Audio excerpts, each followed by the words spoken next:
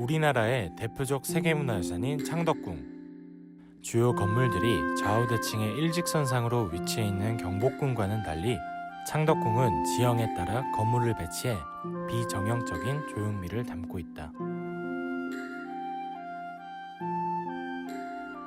창덕궁의 정문인 도나문.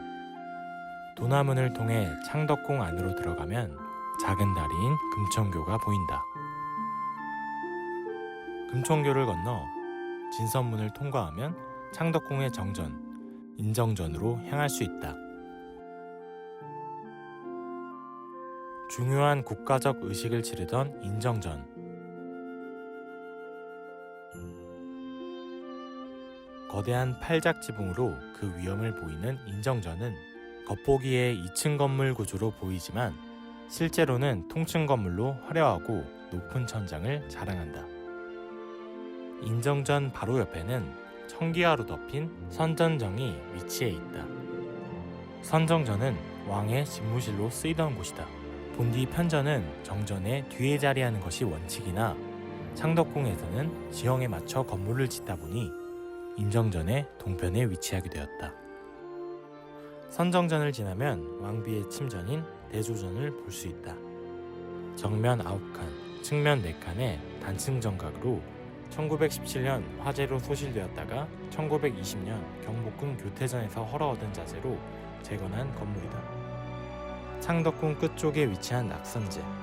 현종이 대왕대비와 경비를 위해 지은 집으로 여인들이 기거하던 곳이니만큼 궁궐의 품격과 여인의 공간 특유의 아기자기함이 어우러진 정원이 있다. 낙선제의 옆쪽으로는 숲길을 걸어가다 보면 자연지형을 살려 만든 왕실의 휴식처인 후원이 나온다.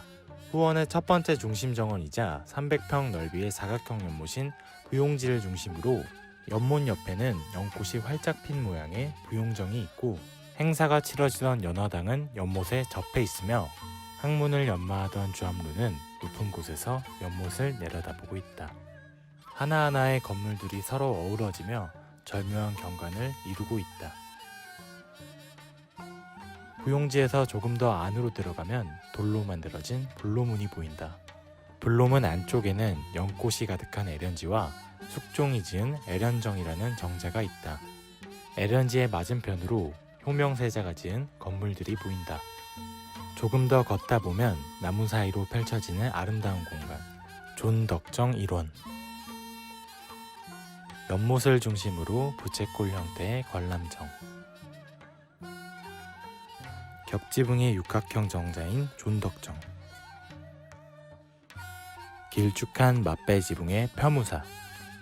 아름다운 정원을 지나 만날 수 있는 영경당은 사대부가의 살림집을 본떠 왕의 사랑채와 왕비의 안채를 중심으로 이루어져 단청을 하지 않은 건물이다. 총 120칸의 건물로 동판을 씌운 지붕에 도르래식 차양을 설치해 이국적인 느낌이 나는 건물이다. 조선시대 다른 궁들과는 다르게 자연과 조화를 이루며 지어진 건물들로 비정형적인 미를 자랑하는 창덕궁. 사계절 각각이 다른 아름다움을 뽐내며 조선시대 건축의 미를 대표하고 있다.